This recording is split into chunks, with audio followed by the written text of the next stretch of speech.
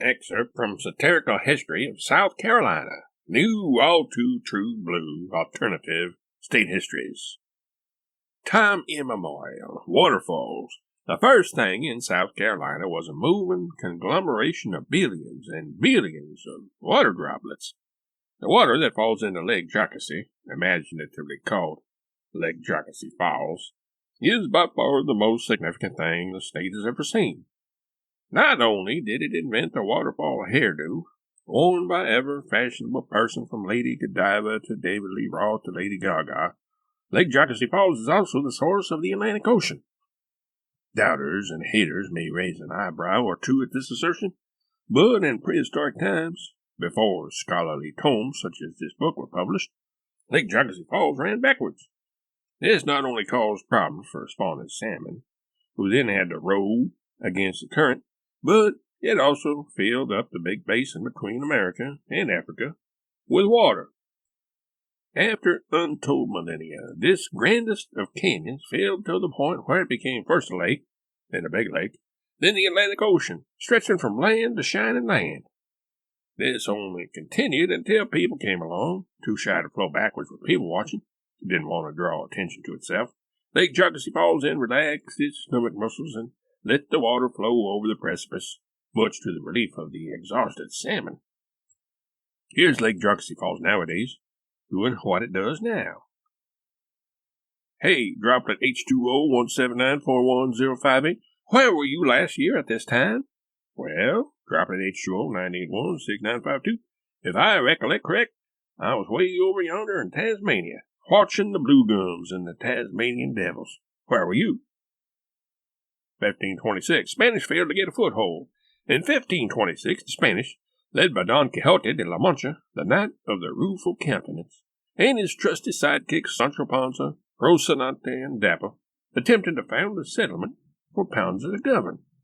The San Miguel de Guadalupe colony in South Carolina failed within a year, though, due to Panza's refusal to do the heavy lifting that governing an island requires. Of the 500 sheep Sancho started out with, only 150 ended up allowing themselves to be fleeced. 1562, French failed to get a foothold. Thinking they could make a go of it where the Spanish had failed, the French started up a settlement on Paris Island. There they built a fort and named it Charles Fort. The reason for naming it thus was that everyone in the would-be colony wanted the fort named after them. So, to spite them all and prevent any of them from feeling vindicated, the King of France named it for someone who wasn't even there, Charles, who had declined to take part in the crazy experiment, as he termed it. As Sancho's had, the settlement failed within a year. These mutual failures on the part of Spain and France led to lots and lots of trash-talking between them. What with the harsh language used, it was a good thing the two sides didn't understand each other's lingo. 1666, Britain claimed South Carolina. The most arrogant European government of them all, Britain, thought that they could succeed where the Spanish and French had not. And so, in 1666, the Queen sent Fred Sanford and his son Lamont to poke around the area. Fred said the place was just a bunch of junk, and fit for nothing but red foxes. In reality, Sanford wanted it for himself. When the Queen denied his request and forced him to claim the region for the Empire, he retorted, spluttering, "Queen Elizabeth, I'm coming to get you." Sanford stayed put, not daring to cross the pond and cross the Queen, but did turn traitor and became a Yankee, as you can see in the picture below. 1680, Huguenots arrive. A large group of Huguenots arrived in South Carolina in 1680. Huguenots are people who are not Hugues. A Hugue is a person who imitates the sound of an old-fashioned automobile horn with their mouth. The Huguenots were proud of this naughtiness or naughtiness of theirs. Here is one sample of the prideful bunch, a certain Jacques Cousteau. Huga. Although it was said Cousteau did make submarine sounds with his mouth when nobody was looking, and then blamed it on the dog, these scurrilous rumors have never been substantiated. 1712, territory of Carolina divided horizontally. In 1712, with the territory of Carolina having grown too big for its breech clouts, most of the taxpayers are Indians after all, the Queen decided to divide it into north and south sections, each having its own governor. The Carolina Panthers still refused to acknowledge this breach between the two halves. This map shows the division wasn't done fairly.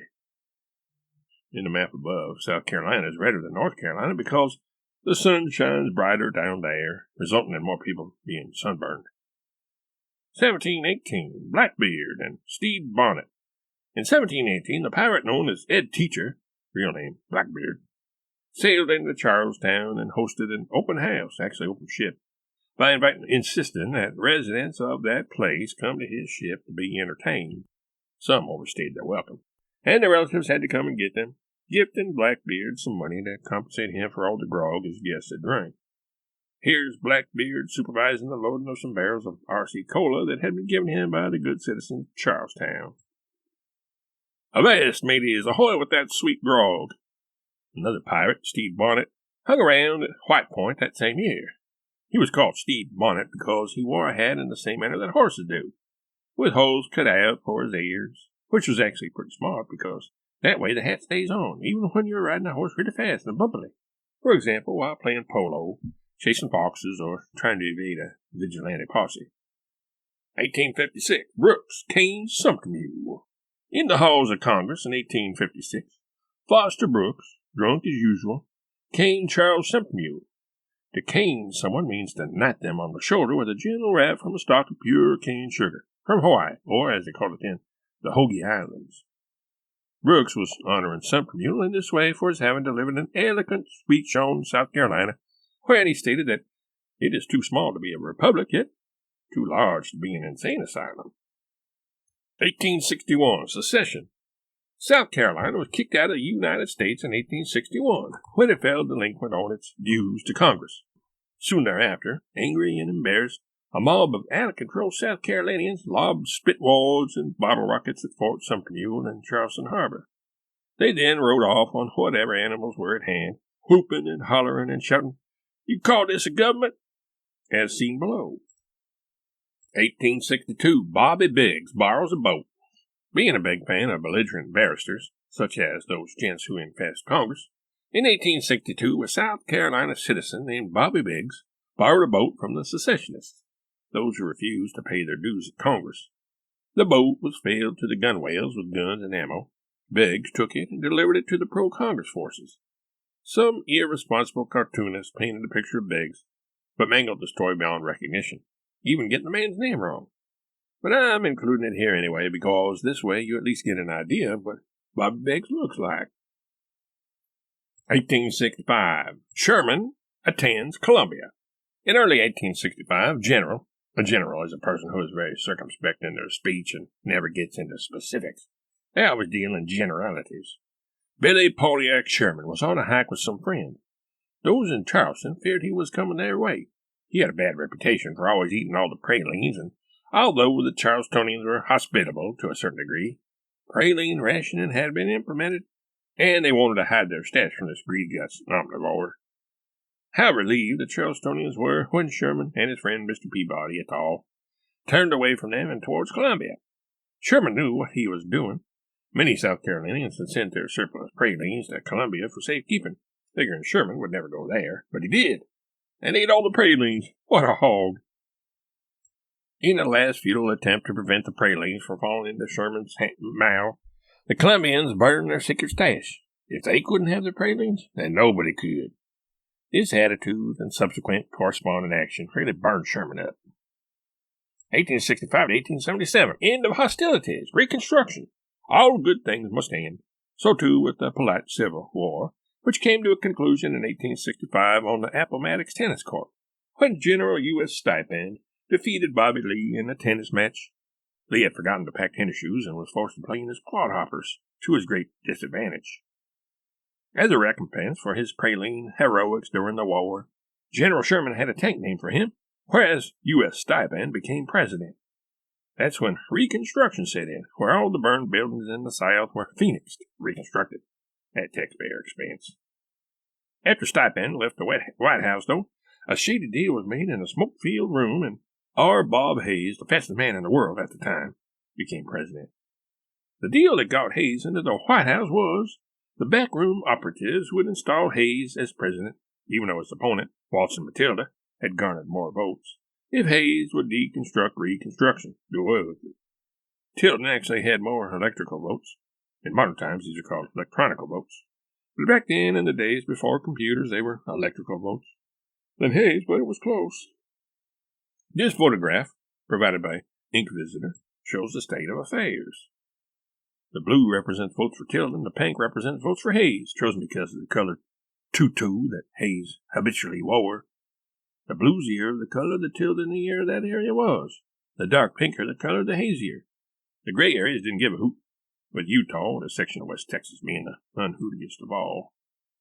1915, The Stillbirth of a Nation. The Stillbirth of a Nation is a 1915 American silent epic drama film set in South Carolina.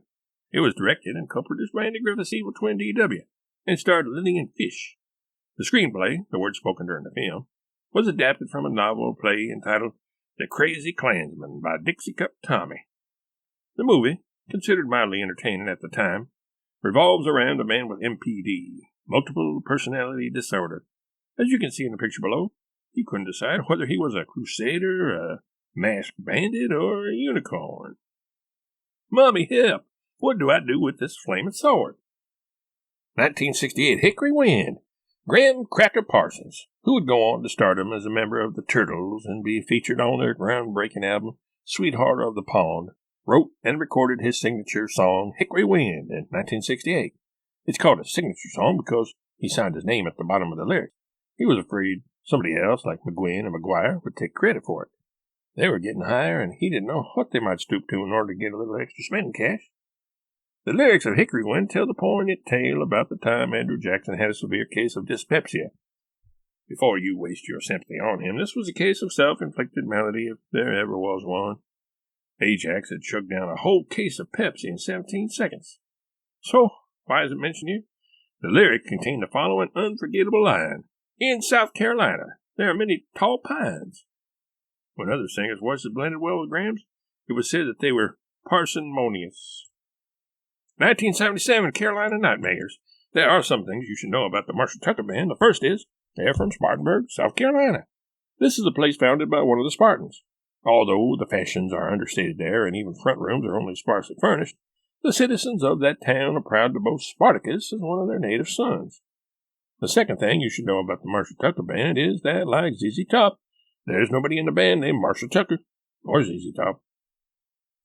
Those who were members of the band had such improbable names as Kit Scaldwell, his brother Tommy Boy Scaldwell, Doug Silverback, Jerry U-Turns, and Warble McGarkle. In 1977, they released an album entitled Carolina Nightmares. It contained the hit song, Heard It in a Hate Crime, wherein they proved that the Moody Blues and Jethro Tull were not the only bands bold enough to use flutes. 1989, Gory Movie. Set in South Carolina, the movie Gory was released in 1989. Directed by Mark Twain scholar Jim Zwick, it starred Matthew Broderick, Louisa Washington, Cary Grant, Antonio Freeman, and Morgan Earp. Based on the personal letters of Bobby Goldsboro, Elliot Gould, and George Bernard Shaw, Gory reveals these men's reactions to the Vietnam War. Without being a spoiler and giving all the plot away, one of them was a draft dodger. Another allowed himself to be drafted and ended up a helicopter pilot in the war, and the other one volunteered but thought that he was signing up for something entirely different and was surprised when he found himself in boot camp. 2014, Get On Down. In 2014, an infomercial about the health benefits of Funkersize, a derivation of Jazzercise, was released. Get On Down depicts Funkersize instructor James Brown exhorting his customers to do just that, get on down. What Brown meant was, he wanted them to loosen up, get limber, and get moving to the grooving, not dance all stiff like a geriatric arthritic. Some students, such as Donald Driver and Mr. Bojangles, did better than others, such as Carmen Miranda and Richard Tollhouse Nixon. This was partly due to innate talent, but more so because of the desire the former had to get on down and get funky. The screenplay was written by Mrs. Butterworth. Filmed in exotic locales such as along the Bozeman Trail and at Ellis Island, the film featured in starring roles Dan Asteroid, Betty Davis, Mosely Robinson, and Roman conspirator Byertown Octavius, revived by cryonics just for this purpose, and then refreeze-dried when he was no longer needed, and before his check was dispersed. Here's one of Brown's ablest pupils, Bojangles, who actually taught Brown a move or two, too.